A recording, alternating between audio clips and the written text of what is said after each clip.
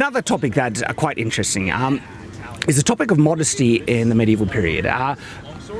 Perfect privacy is a luxury of the modern day. In the past, there was a kind of practical understanding about there were places where it was time to be very modest, but then there were other practical things that you did where this is the time where you need to bathe. And so what you also find at times is bathing time was one of those situations in which you might have to be naked in front of someone else, and it was just a practical thing. Sometimes the whole family would like get through the bath. You mentioned that there was like a minstrel sometimes playing for a lady.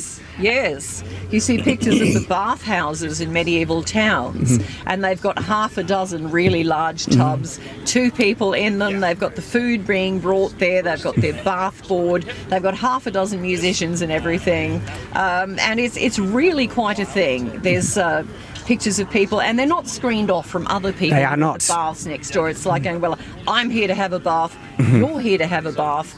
We're at the bathhouse. Yes. Now, what's interesting about that, it's a situation in which people are exposed to other people, and let's just say one thing can lead to another, and bathhouses sometimes ended up having other practices that people did at the same time. If you didn't bring a friend to bathe with, sometimes you could purchase one exactly for a few hours, yes, who might like to bathe with you in a very friendly manner. Yes, and so there was sometimes prostitution that happened in bathhouses as well, because people just started to take the opportunity, I guess. Well, I have all my clothes off. Whatever. Sponge me. Yes. But the other thing about the fact that there were commonly found bathhouses is another point of evidence to show how common the practice was. People had baths, took baths, got cleaned, and it's not something that would only be reserved for the rich either, because if you didn't have a bath, there might be running water sources that you'd be able to, clean yourself in. And there's medieval art of even noble ladies having a dip in a river and cleaning themselves there. And then finding something, even this size wouldn't be too difficult. Barrels and, things like this are actually a more common item that you could find in the world. And so even if you were poor, it might not be too hard to get your hands on that. And then water. And if you can warm up water, you're pretty good to go.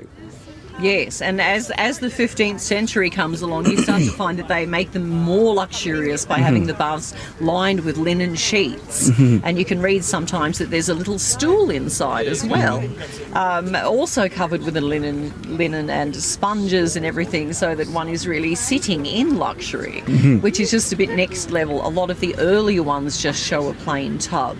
So I was very angsting about whether I should have a sheet or whether I should have a plain tub. Today I've gone with the plain tub, and so far no one has said, there's supposed to be sheets in those. But that's in the 15th century onwards, that becomes a common thing. Yes.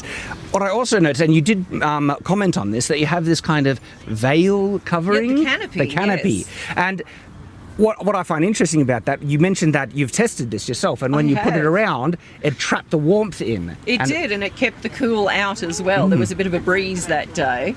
And I sort of thought, oh, well, here goes nothing, this won't. And I'm like, it made a substantial difference. Did it? Yes. Well, it's like having a bath in an open bathroom, and having a bath where there's a shower screen and you pull it all in and it keeps the heat and the steam in. So it literally does the same job. It makes perfect sense, because again, the real world comparison that you mentioned, a shower screen does the same thing. That would work the same in essence. It does. And it might not have necessarily been for perfect privacy, because even then it would be hard to have complete privacy, because a lot of medieval households that were one room kind of buildings and things, and so they could either have it outside or inside, and that was just the reality where once again there was a more kind of practical understanding about modesty in the medieval period, where if an entire family was in one household, well, people still needed to get changed, and they wouldn't be like trying to hide, they just have to get changed, and that's what they had to just work with and around.